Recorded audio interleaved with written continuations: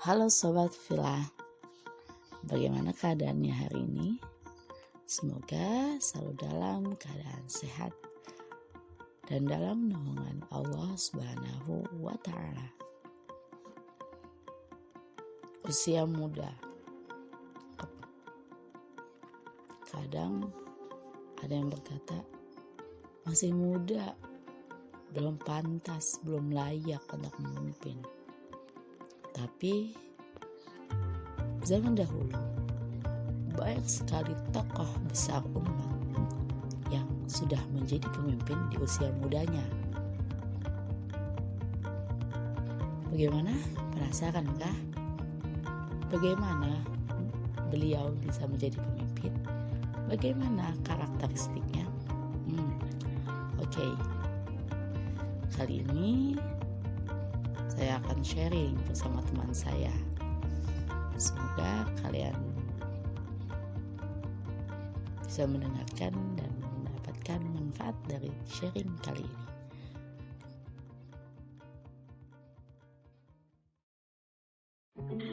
Assalamualaikum Asma, apa kabarnya nih? Waalaikumsalam warahmatullahi wabarakatuh. Alhamdulillah baik, Nis. Kenapa nih, Nis? Ini nih, aku kepo soal Daulah Abbasiyah. Kamu pernah dengar nggak tentang Daulah Abbasiyah? Daulah Abbasiyah itu daulah yang setelah Daulah Umayyah itu kan. Yang aku tahu sih kalau tentang Daulah Abbasiyah ada satu tokoh gitu yang keren banget. Oh ya? Siapa itu? Namanya tuh Haulah Khalifah Harun ar-Rasyid. Hah? Harun ar-Rasyid? Bukannya itu yang ada di kisah 1001 malam ya? Lailal Fulailah. Nggak salah sih, emang ada di kisahnya. Tapi sosok Harun ar-Rasyid yang digambarkan tuh beda jauh banget sama yang aslinya. Kalau di persamain kayak langit dan bumi gitu, beda jauh deh pokoknya. Wait, beda gimana sih maksudnya? Kan kalau di sana diceritakan Harun ar-Rasyid itu kan seorang yang suka pesta dan kemegahan. Wilayah yang juga penuh dengan kemegahan, sering melakukan pesta dan lain-lain itu kan? Kalau dalam ceritanya digambarkannya gitu sih. Ini bisa dibilang bentuk distorsi sejarah. Tokoh besar, orang hebat pada masa Daulah Abbasiyah, namun dizolimi sejarahnya, diputarbalikan kisahnya, atau kita bisa bilang hoax nih. Serius? Wah, gak bisa dibiarin ini mah. Emang gimana deh kisah aslinya? Gak mau lagi aku ketipu dengan kisah yang putarbalikan gitu. Gini nih ceritanya. Jadi Harun ar-Rasyid itu adalah tokoh besar dan berpengaruh pada zaman Daulah Abbasiyah. Bahkan beliau mendapat gelar Raja Mahdi Raja. Artinya adalah tokoh besar yang membuat Romawi menundukkan kepala karena wibawanya. Gimana? Nundukin kepala gimana sih maksudnya? Emang seberapa wow-nya sih? Aku juga kurang baca ceritanya sih, makanya kurang ngerti. Jadi dikisahkan beliau itu berhasil menggempur barisan pertahanan Romawi Timur, atau kita sering kenal dengan istilah Bizantium. Terus karena beliau meraih kemenangan terus-terusan, akhirnya musuh menjauh deh dari wilayah kekuasaannya. Terus beliau juga berhasil menguasai Ankara, walaupun beliau tidak sampai menaklukkan Konstantinopel. Tapi sebenarnya mungkin aja sih beliau bisa menaklukkannya. Tapi walaupun begitu, beliau tidak dapat menaklukkan Konstantinopel, beliau tetap mendapatkan pengakuan sebagai pemenang loh. Mantap kan? Wow, keren banget sih. Tapi yang ngomong-ngomong, beliau tuh kok bisa sih jadi khalifah?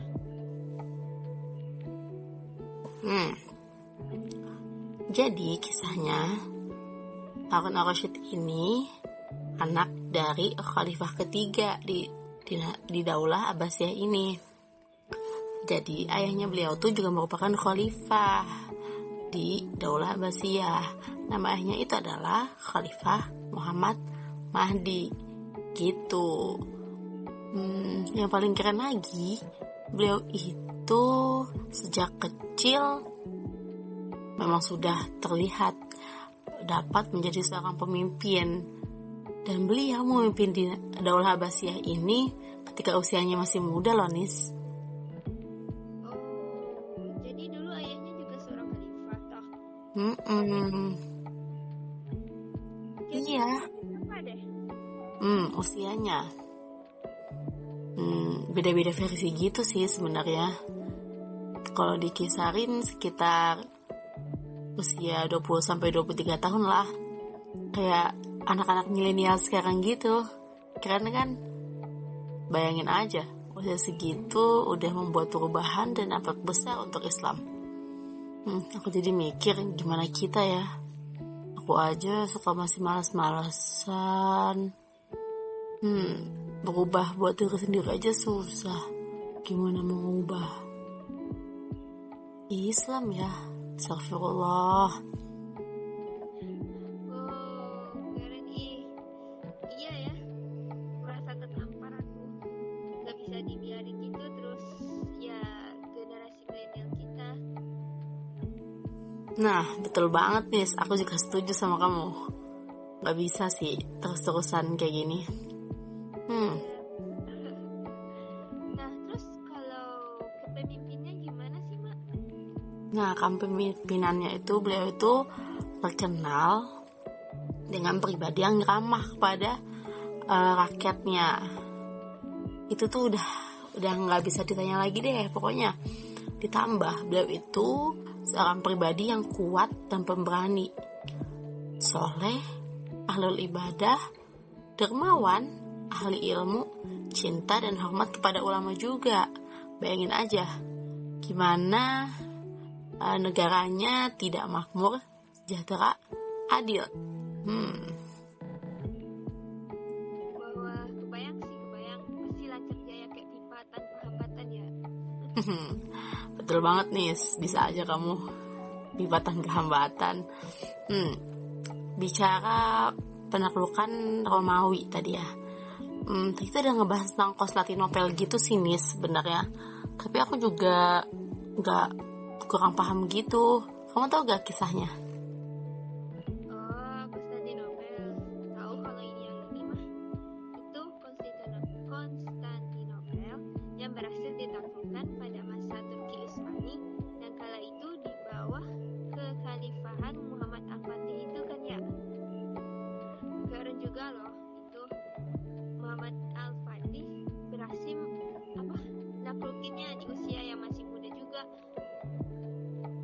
Tapi kenapa kamu jadi nanya terkait Konstantinopel, mah? Emang saling berkaitan ya? Iya juga ya, tapi ada sih nih kaitannya. Yang tadi aku bilang loh yang di atas, beliau kan nggak berhasil tuh ya menaklukkan Konstantinopel. Tapi tadi kamu bilang siapa tuh yang berhasil menaklukkannya? Itu Muhammad Al-Fatih. Nah ya, Muhammad Al-Fatih. Tapi itu tuh nggak terlepas dari usahanya Muhammad Al-Fatih sendiri, tapi ada bantuan atau sumbangsih dari khalifah-khalifah sebelumnya, termasuk Khalifah Harun al-Rasyid ini. Jadi khalifah ini membuka jalan untuk Muhammad Al-Fatih menaklukkan Konstantinopel gitu nih. Wih, mantap. Terus tadi kan kamu bilang tuh, pokoknya Khalifah Harun ini merupakan khalifah yang baik dan soleh. Itu maksudnya gimana sih, Ma? Jelas sih, secara kita lihat tadi kepribadiannya tuh yang udah Masya Allah. Ini aku jelasin lagi nih, yang aku baca dari beberapa literatur. Pertama nih ya, beliau itu kan mendapat gelar cinta ibadah, makanya beliau dikenal sebagai ahlul ibadah. Tahu gak sih kegemaran beliau sejak kecil tuh apa? Kegemaran beliau tuh sejak kecil adalah mendirikan sholat. Subhanallah banget kan, dari kecil udah gemar sholat, coba, bukan main-main lagi.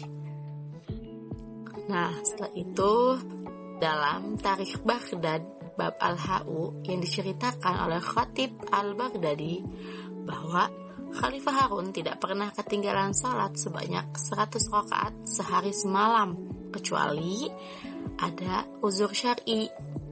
Selanjutnya, beliau juga mendermakan 1000 dirham per hari. Bayangin 1000 dirham loh, dirham aja udah lumayan.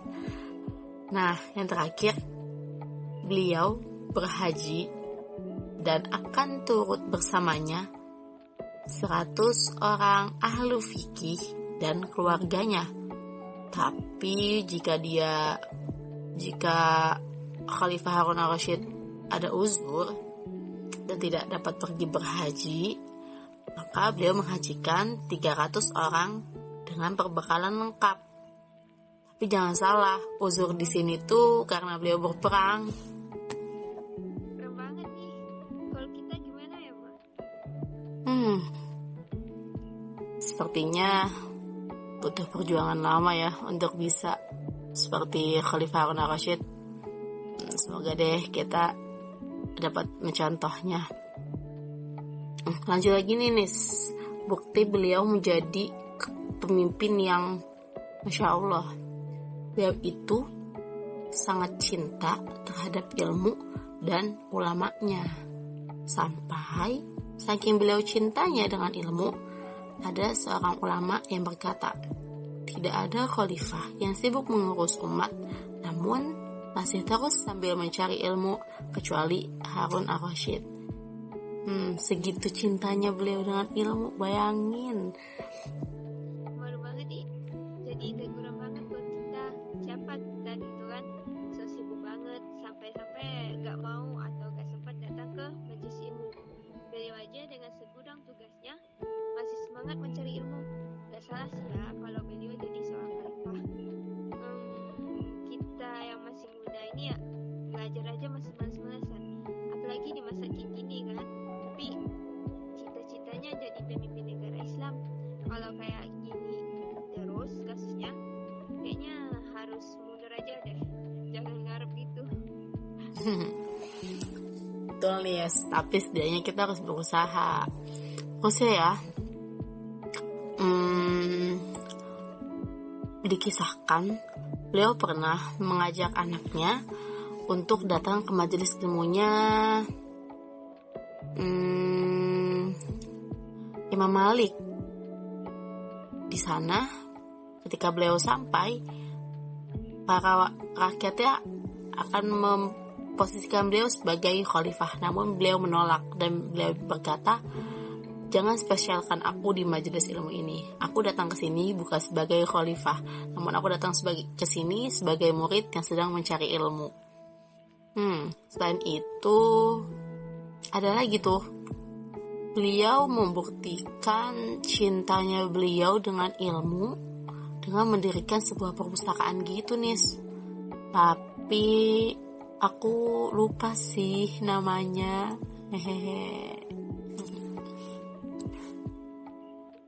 Wow, oh ya, sebuah perpustakaan ya. Sepertinya aku tahu deh. Kalau nggak salah, Bait Al-Hikmah bukan? Bait Al-Hikmah. Tunggu. Kayaknya iya deh. Coba kamu jelasin dulu dong ke aku. Oke. Aku cuman sedikit aja sih yang tahu. Jadi, Baitul Hikmah itu perpustakaan terbesar dan terlengkap. Bahkan saking lengkapnya, di sana tuh menjadi tempat berkumpulnya para ulama dan ilmuwan. Tak hanya orang Arab aja sih. Bahkan orang Persia, Spanyol pun berdatangan ke Baitul Hikmah itu mah. Wow, keren ya. Berarti jadi pusat penelitian gitu dong. Ya betul banget. Pokoknya mantap deh. Masya Allah. Nah, tadi kita bicara tentang bukti kecintaan beliau dengan ilmu. Ada lagi nih, bukti bahwa beliau sangat menghormati ulama. Jadi, beliau itu memberikan penghargaan kepada para ulama dan para penghafal Al-Quran. Jadi, bukan hanya para ulama saja.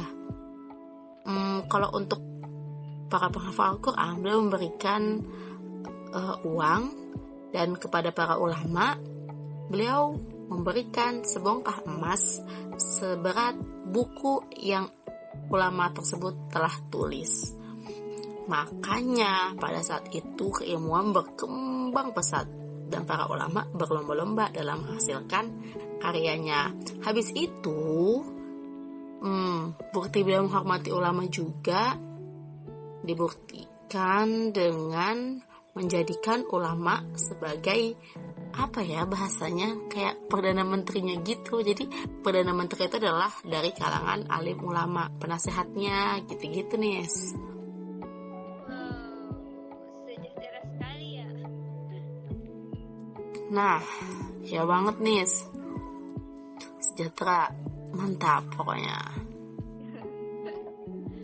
Lanjut nih, yang ketiga, kenapa beliau bisa menjadi pemimpin yang hebat? Karena beliau begitu cinta terhadap jihad. Jadi banyak deh pokoknya kisah-kisah tentang jihadnya beliau. Pokoknya kalau beliau mendengar tentang Islam yang diinjak-injak atau ada yang menentang perang, beliau langsung gairah jihad itu langsung keluar, langsung semangat membara, semangatnya pemuda gitu kan. Masya Allah. Habis itu nih ada lagi kisah tentang Kaisar Nikforos. Jadi waktu itu di Romawi itu habis pergantian pemimpin gitu. Awalnya namanya Ratu Iren. Ketika itu Harun al-Rashid sudah membuat perjanjian dengan Ratu Iren untuk tentang pembayaran jizyah. Tapi ketika pergantian, Nikforos ingin membatalkan perjanjian yang telah dibuatnya itu. Akhirnya Nikforos menulis surat untuk Harun al-Rashid. Akhirnya ketika Harun al-Rashid sudah membaca surat tersebut, langsung naik pitam dia, langsung geram dong. Langsung dibalas suratnya. Nah, menulis suratnya tuh dengan bahasa yang kalau dibaca tuh membuat orang tertakut gitu, langsung takut. Akhirnya membacanya aja, Nikforos langsung membatalkan ajakan perlawanan dan langsung menuruti perjanjian yang telah disepakati sebelumnya. Gitu nih, mantap kan? Mantap sekali. Bayangin aja, belum jadi perang langsung udah mundur musuhnya. Masya Allah ya, gimana beliau tidak menjadi sosok pemimpin yang luar biasa, sosok pemimpin yang gemar ibadah, sangat memuliakan ilmu dan agama, dermawan, serta cinta terhadap jihad. Kalau ini mah namanya udah paket komplit nih mah. Bisa aja. Tapi benar banget sih, Miss. Masya Allah banget kan, gimana warganya, para rakyatnya tidak sejahtera. Para alim ulama bebas menuliskan buku-bukunya, keilmuan berkembang pesat, pendidikan sangat dimuliakan, sangat dijunjung tinggi, ekonomi aman, pendidikan aman, kebebasan beribadah aman. Pokoknya mantap deh. Ya, Masya Allah deh Nis, pokoknya mah. Gimana Nis? Udah paham, alhamdulillah. Bisa dibilang beliau tuh seorang pemimpin yang dirindukan oleh umat ya. Bisa sih, boleh lah. Iya, semoga deh. Nah, aku juga ini sih berharap semoga kisah beliau yang wow ini atau kisah tokoh-tokoh ulama hebat lainnya dari Islam gak ada pendistorsian lagi sih Nis. Jadi kisah yang sampai kita tuh benar kisah yang nyatanya gitu, gak kayak kisahnya Harun al-Rashid ini Nis. Iya sih, jadi kayak ada kesalahpahaman gitu ya Mbak. Nah iya betul banget Nis. Oke, ya udah ya, makasih ya Mak atas Yes. Jadi pas awalnya tuh bisa nggak tahu, maksudnya salah gitu kan. Jadi ceritanya selama ini sekarang udah tahu gitu, gimana cerita aslinya. Iya nih, sama. Asma juga makasih ya tadi dapat insight baru tuh tentang Konstantinopel, Muhammad Al-Fatih kan. Ya udah. Oke Denis, thank you ya. Oke, makasih juga. Ya, Assalamualaikum. Salam.